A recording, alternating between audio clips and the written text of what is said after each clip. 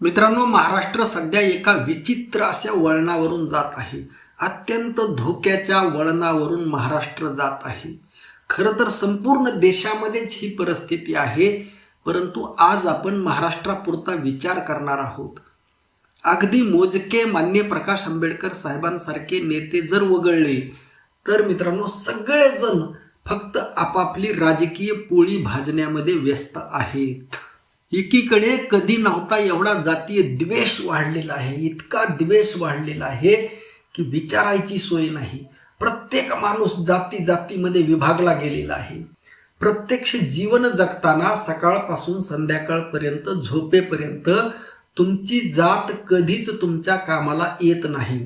ज्यावेळेस तुमच्या घरामध्ये अन्न नसतं, पीठ नसतं, तुमच्या मुलांच्या शिक्षणाची फीस भरायला पैसे नसतात, त्यावेळेस तुमची जात तुम्हाला 2 रुपये सुद्धा घरी आणून देत नाही. आणि जात, या जातीचं अस्तित्व काय आहे? अरे बाबांनो, तुम्ही शिकलेले सवरलेले आहात. प्रत्येक जातीमध्ये आता इंजिनियर्स आहेत, डॉक्टर्स आहेत. प्रत्येक जातीमध्ये आता जास्त विद्यार्थी हे सायन्सचे आहेत. तुम्ही DNA ची थेरी वाचलेली आहे आणि आता हे सिद्ध झालेलं आहे की या जातीला कोणतंही अस्तित्व नाही. मित्रांनो, मी पुढं राहुल गांधी आणि माननीय प्रकाश आंबेडकर साहेब यांच्यावरही बोलणार आहे, परंतु तुर्तास बुलढाणा जिल्ह्यामध्ये चिखला वगैरे गावामध्ये झालेली जी घटना आहे, तिथं मराठा समाजाची संख्या कमी आहे आणि वंजारी समाजाची संख्या जास्त आहे.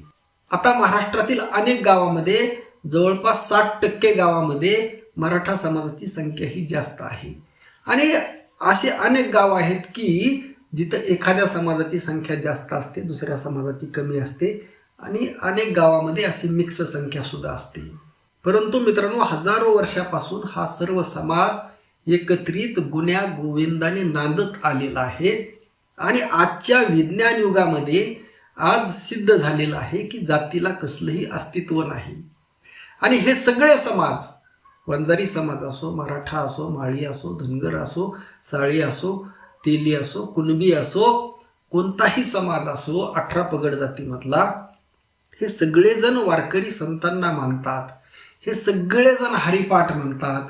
हे सगळेजण म्हणतात सर्वा घटी राम देहा देही एक. हे सगळेजण छत्रपती शिवाजी महाराज, महात्मा फुले, शाहू महाराज, बाबासाहेब आंबेडकर, तुकाराम महाराज, ज्ञानेश्वर महाराज, एकनाथ महाराज, नामदेव महाराज, या सगळ्यांना हे लोक मानतात. मग नेमकं घोडं कुठं पेंड खातं? मित्रांनो, एकतर या राजकीय लोकांनी आपल्याला त्यांच्या स्वार्थासाठी डिव्हाइड केलेलं आहे. आपण जाती संपवण्यासाठी आपण आतापर्यंत, खरं तर या विज्ञान युगामध्ये आतापर्यंत जाती संपवायला हव्या होत्या. अरे बाबांनो, तुमच्या जातीला जर अस्तित्वच नाही आणि तुमचा फेसबुकवर वगैरे सोशल मीडियावरती धुमाकूळ चालू आहे, एक जण दुसऱ्याला निजामाची अवलाद म्हणतंय, दुसरा त्याला इंग्रजाची अवलाद म्हणतंय. अरे काय चाललंय हे? नेमकं हे काय चाललेलं आहे? ज्यावेळेस तुमचा DNA ज्यावेळेस तपासला जातो त्यावेळेस असा दाखवा की मराठा जातीचा DNA हा आहे, वंजारी जातीचा DNA हा आहे, किंवा अन्य ज्या जाती आहेत त्यांचा DNA हा आहे. असं आहे का? सगळ्याचे, केवळ भारतातीलच नव्हे, हिंदू असो, मुस्लिम असो, कोणतीही जात असो, सगळ्याचे DNA हे मिश्रवंशीय आहेत. म्हणजे सगळ्यांचे पूर्वज एकच आहेत.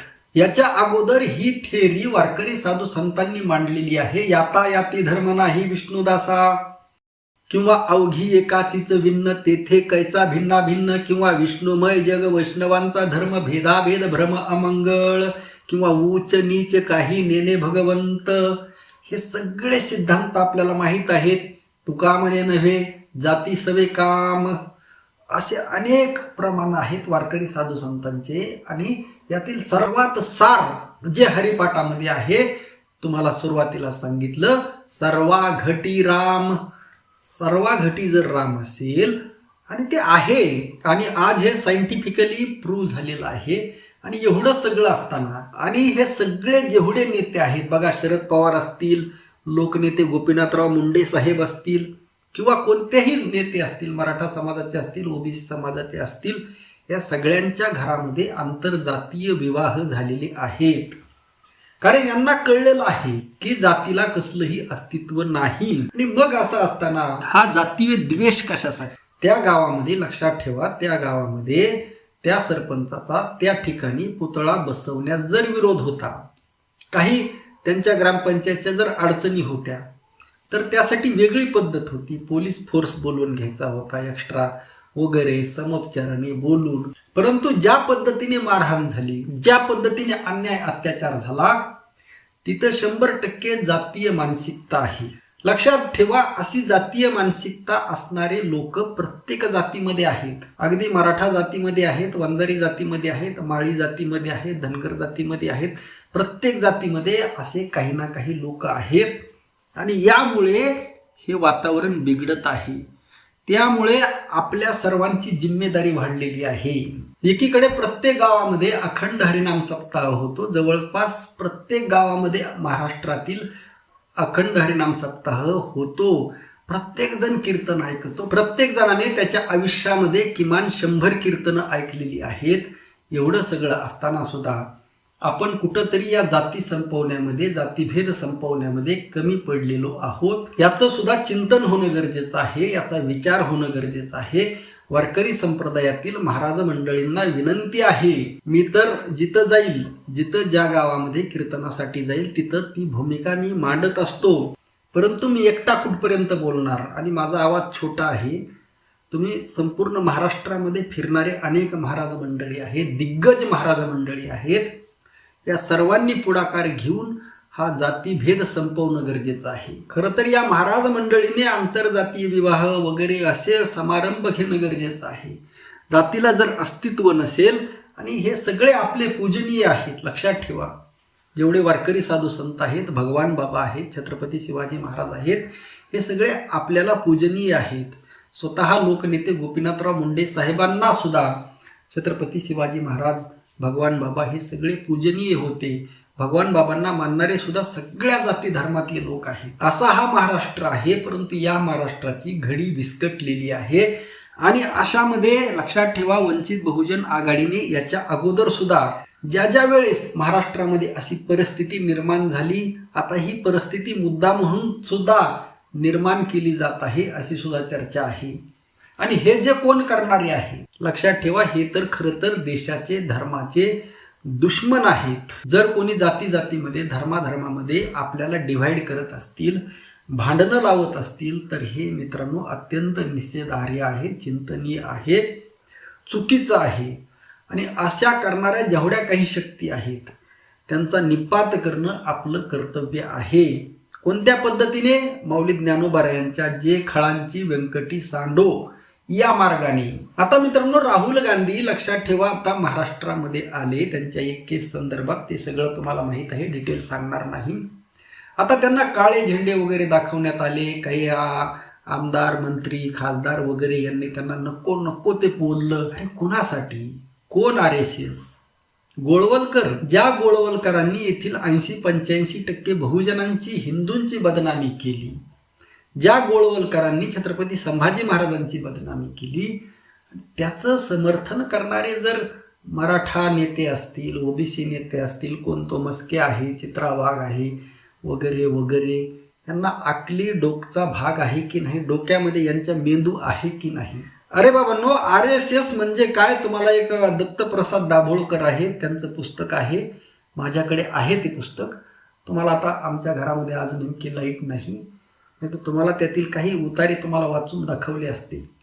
आणि दत्तप्रसाद दाभोळकर हे स्वतः ब्राह्मण आहेत. लक्षात ठेवा, अत्यंत छान पुस्तक लिहिलेलं आहे, तुम्ही ऑनलाईन मागवू शकता. RSSची विषारी मानसिकता त्यामधून दिसून येते. लक्षात ठेवा, छत्रपती शिवाजी महाराजांचा अपमान करणारे हे सगळे कोरटकर असतील, कोश्यारी असतील, हे सगळे पुरंदरे वगैरे, देवेंद्र फडणवीस असतील, हे सगळे कोण आहेत? लक्षात ठेवा, राजनाथ सिंह असतील, हे सगळे कोण आहेत? हे सगळे RSS संबंधित माणसं आहेत, जे लोक आपल्या छत्रपती शिवाजी महाराजांची बदनामी करतात. त्या RSSच्या समर्थनासाठी राहुल गांधींना तुम्ही काळे झेंडे दाखवता. एकीकडे तुम्ही बाबासाहेब आंबेडकरांचा जयघोष करता, छत्रपती शिवाजी महाराजांचा जयघोष करता, संविधानाचा जयघोष करता, आणि त्याच मूल्यांना पायदळी तुडवण्याचं काम करता. काहीतरी आत्मचिंतन करा, काहीतरी लाज बाळगा. काही जनाची नाही तर काहीतरी मनाची लाज असते, परंतु ती लाज या लोकांनी हरवलेली आहे.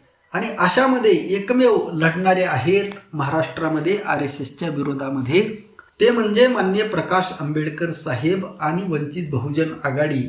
काँग्रेसने खरं तर लक्षात ठेवा, मी अनेकदा सांगितलेलं आहे, काँग्रेसने कायमस्वरूपी किमान 50 वर्षासाठी तरी वंचित बहुजन आघाडीसोबत युती करणं गरजेचं आहे. तुमची राज्यामध्ये सुद्धा सत्ता येईल, तुमची अशी पण सत्ता नाही. जे काही खासदार आले ते वेगळ्या आंदोलनामुळे आले, तुमच्या स्वतःच्या कर्तृत्वावर आलेले नाहीत. लक्षात ठेवा काँग्रेसवाल्यांनो.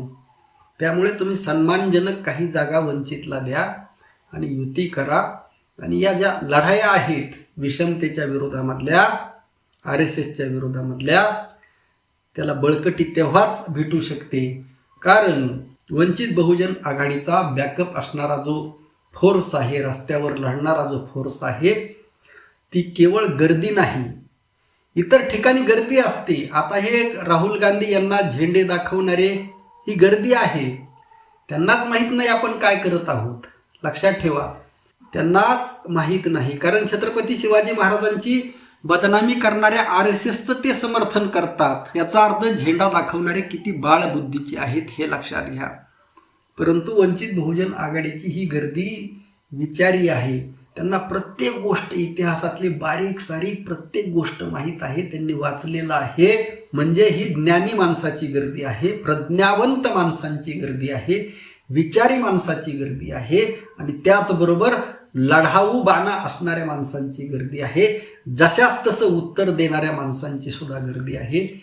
याचा विचार या निमित्ताने काँग्रेसनं करणं गरजेचं आहे. आणि मित्रांनो, कोणत्याही जात समूहाची बाजू न घेता, तुमचा जन्म ज्या जातीमध्ये झालेला आहे, माझा जन्म जरी मराठा जातीमध्ये झालेला असला तरी लक्षात ठेवा, येथे कोणीही मराठा नाही, कोणीही वंजारी नाही, कोणीही OBC नाही, कोणीही SC ST नाही. आपण सगळे मानव आहोत, आपण सगळे बॉडी आहोत, आपण सगळे सेल आहोत. हे सगळ्यात महत्त्वाचं आहे. आपल्या सगळ्यांचा पूर्वज हा फुका आहे, FUCA. लक्षात ठेवा, विज्ञान वाचा, त्यामध्ये हे सगळं आहे. आपलं मत नक्की कळवा आणि जाती अंतासाठी जास्तीत जास्त हा व्हिडिओ आपल्या मित्रांना शेअर करा. आपलं मत कळवा. रामकृष्ण हरी. जय जगद्गुरू. जय शिवराय. जय भीम.